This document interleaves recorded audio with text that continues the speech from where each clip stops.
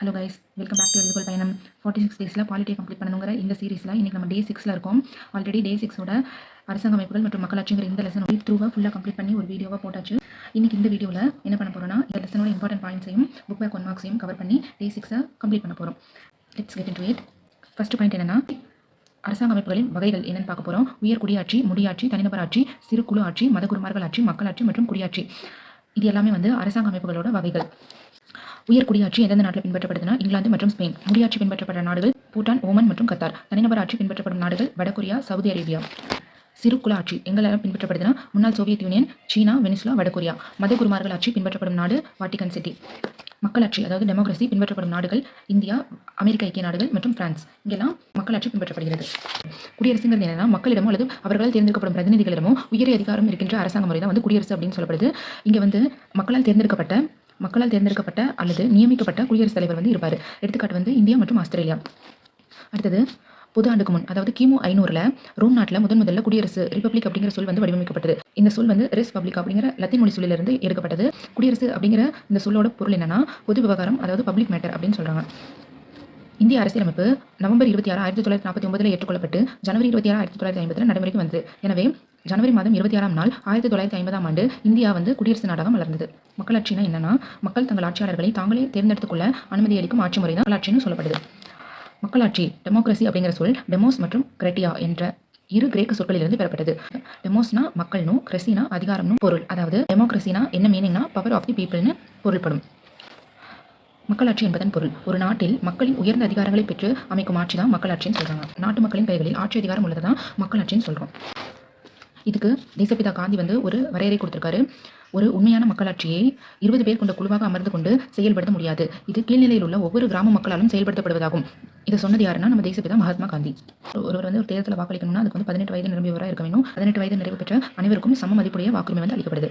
Abraham Lincoln மக்களாட்சிக்கு definition ஒன்று கொடுத்திருக்காரு. மக்களால் மக்களுக்காக மக்களே நடத்தும் ஆட்சி மக்களாட்சி என்று அமெரிக்க ஐக்கிய நாடுகளின் முன்னாள் குடியரசுத் தலைவர் ஆப்ரஹாம் லிங்கன் மக்களாட்சிக்கு வரையறை கூறியுள்ளார். மக்களாட்சியின் பரிணாம வளர்ச்சி.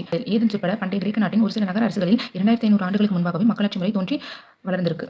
மக்களாட்சி அரசாங்க அமைப்புகளை 2 வகையில் சொல்றாங்க. ஒன்று நாடாளுமன்ற அரசாங்க முறை, இன்னொன்று அதிபர் அரசாங்க முறை. நாடாளுமன்ற அரசாங்க முறை எங்கெல்லாம் பின்பற்றப்படுதுன்னா, இந்தியா மற்றும் இங்கிலாந்து. அதிபர் அரசாங்க முறை பின்பற்றப்படும் நாடுகள் அமெரிக்க ஐக்கிய நாடுகள் மற்றும் பிரான்ஸ்.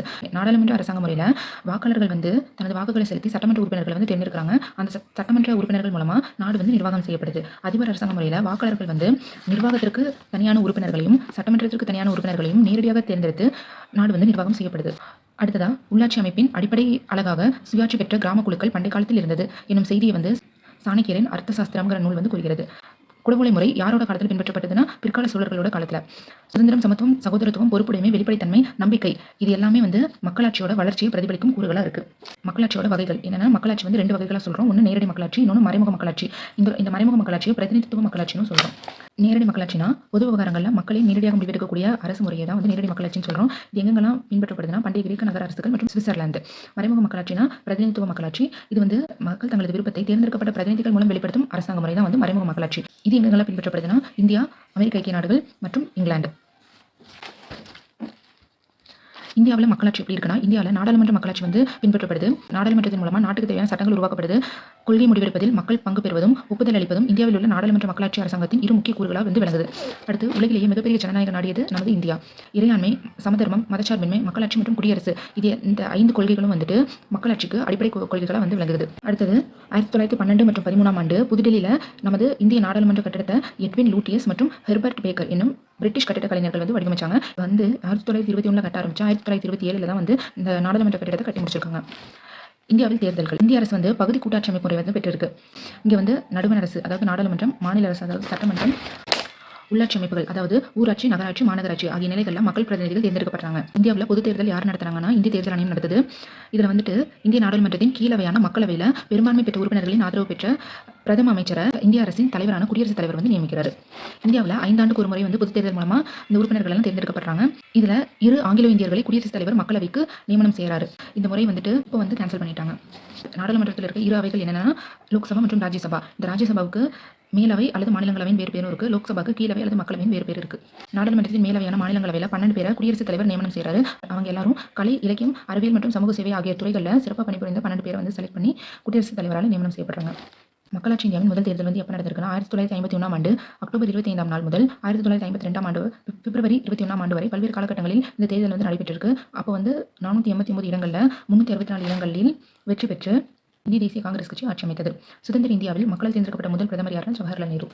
இந்தியாவில் முதல் பொது தேர்தல் எப்போ நடந்திருக்குன்னா 1920 இம்பீரியல் கவுன்சில் என்னும் மத்திய சட்டசபைக்கும் மாகாண சட்டசபைக்கும் தேவையான உறுப்பினர்களை தேர்ந்தெடுக்க 1920 பிரிட்டிஷ் இந்தியாவில் முதல்ல பொது தேர்தல் நடைபெற்றிருக்கு. மக்களாட்சி எதிர்கொள்ளும் சவால்களாக நம்ம எதை சொல்றோம்னா கல்வியறிவின்மை, வறுமை, பாலின பாகுபாடு, சாதி, வகுப்பு, சமயவாதங்கள், ஊழல், அரசியல் குற்றமயமாதல், அரசியல் வன்முறை இதெல்லாமே மக்களாட்சிக்கு முக்கிய சவால்களாக அமையுது. அரசாங்கம்ங்கிறது ஒரு சமூகத்தை நிர்வகிக்கும் அமைப்பு. அரசன் அல்லது அரசியல் நடத்தப்படும் ஆட்சி தான் வந்து முடியாட்சி. மக்கள் நேரடியாகவும் மறைமுகமாகவும் சம அளவில் பங்கேற்க வகை செய்யும் சமூக அமைப்பு அல்லது அரசுகளை மக்களாட்சியின் வகைகள் அப்படின்னு சொல்றோம். பொது விவகாரங்களில் மக்கள் தமது விருப்பங்களை நேரடியாக நிறைவேற்றிக் கொள்ளக்கூடிய அரசு அமைப்பை நேரடி மக்களாட்சின்னு சொல்லப்படுது. இந்தியாவில் 18 வயது நிரம்பிய எல்லாருக்குமே வந்து வாக்குரிமை உண்டு. ஸோ இந்த லெசனோட இம்பார்ட்டன்ட் பாயிண்ட்ஸ் எல்லாம் கவர் பண்ணியாச்சு. நெக்ஸ்ட் நம்ம புக் பேக் 1 மார்க்ஸ் பார்க்கலாம். சரியான விடையை தேர்வு செய்க. ஒரு நபரோ அரசரோ அல்லது அரசியோ ஆட்சி செய்யும் முறை வந்து முடியாட்சின்னு சொல்லப்படுது. முழு அதிகாரத்துடன் கொண்ட ஒரு அரசாங்க முறை தனிநபர் ஆட்சின்னு சொல்லப்படுது. முன்னாள் சோவியத் யூனியன் எதற்கு எடுத்துக்காட்டு? சிறு குழு ஆட்சிக்கு எடுத்துக்காட்டு. பொருந்தாத ஒன்றை தேர்ந்தெடுக்கவும். இந்தியா, அமெரிக்க ஐக்கிய நாடுகள், பிரான்ஸ் இங்கெல்லாம் வந்து டெமோக்ரஸி அதாவது குடியாட்சி பின்பற்றப்படுகிறது. வாட்டிகன்ல வந்து மத குருமார்கள் ஆட்சி வந்து பின்பற்றப்படுகிறது. ஸோ வந்து வாட்டிகன் வந்து பொருந்தாத ஒன்று. ஆப்ரஹாம் லிங்கன் எந்த நாட்டின் ஜனாதிபதியாக இருந்தார்? அமெரிக்க ஐக்கிய நாடுகள். குடதொலை முறையை பின்பற்றியவர்கள் யாருன்னா சோழர்கள். பழங்காலத்தில் நேரடி மக்களாட்சி முறை பின்பற்றப்பட்ட பகுதி பண்டைய ஏதென்ஸ் நகர அரசு. எந்த மொழியிலிருந்து டெமோக்ரஸி என்ற வார்த்தை பெறப்பட்டது? கிரேக்க மொழியிலிருந்து பெறப்பட்டது. மக்களாட்சியில் இறுதி அதிகாரம் பெற்றவர்கள் யாருன்னா மக்கள். கீழ்கண்ட எந்த ஒரு நாடானது அதிபர் அரசாங்க முறையினை கொண்டுள்ளது? இந்த நாடு கனடா. உலகின் மிகப்பெரிய மக்களாட்சி நாடுங்கிறது இந்தியா. கூற்று நேரடி மக்களாட்சி சுவிட்சர்லாந்தில் நடைமுறையில் உள்ளது. காரணம் மக்கள் நேரடியாக முடிவெடுப்பதில் பங்கு பெறுகிறார்கள். கூற்று காரணம் இரண்டும் சரியானது. காரணம் கூற்றை விளக்குகிறது. கூற்று இந்தியாவில் நாடாளுமன்ற அரசாங்க முறை பின்பற்றப்படுகிறது. காரணம் இந்திய நாடாளுமன்றம் இரு சபைகளை உள்ளடக்கியது. கூற்று காரணம் இரண்டும் சரியானது. காரணம் கூற்றை விளக்குகிறது. வாக்குரிமையின் பொருள் என்னன்னா வாக்களிக்கும் உரிமை. அனைவருக்கும் வாக்குரிமை வழங்குவது எதனா சமூக சமத்துவம். ஏன்னா 18 வயது நிரம்பிய ஒவ்வொரு இந்திய குடிமகனும் தேர்தலில் வாக்களிக்கும் உரிமையை பெற்றிருக்கிறார்கள். சாதி, சமயம், இனம், பால், கல்வி தகுதி என எந்தவித பாரபட்சமும் இன்றி சமமான வாக்குரிமையை பெற்றுள்ளனர். ஸோ சாதி, சமயம், இனம், பால், கல்வி தகுதி இதெல்லாமே வந்து சமூகம் சார்ந்த பாகுபாட்டிற்கு எதிராக உள்ளது. அதனால அனைவருக்கும் வாக்குரிமைங்கிறது வந்து சமூக சமத்துவத்தை வந்து பிரதிபலிப்பதாக இருக்குது. பிரதமரை நியமிப்பவர் அல்லது நியமிப்பது யாருன்னா குடியரசுத் தலைவர்.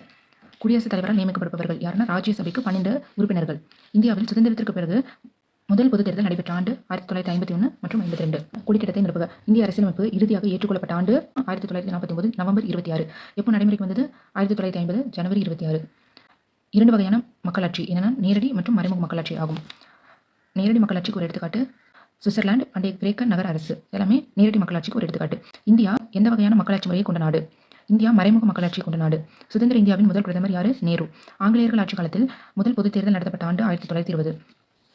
இந்தியாவில் நாடாளுமன்ற கட்டிடத்தை வடிவமைத்தவர்கள் யாருன்னா எட்வின் லூட்டியன்ஸ் மற்றும் ஹெர்பர்ட் பேக்கர். இவங்க 2 பேரும் இந்திய நாடாளுமன்ற கட்டிடத்தை வடிவமைத்தவர்கள். அடுத்ததா பொறுத்துக.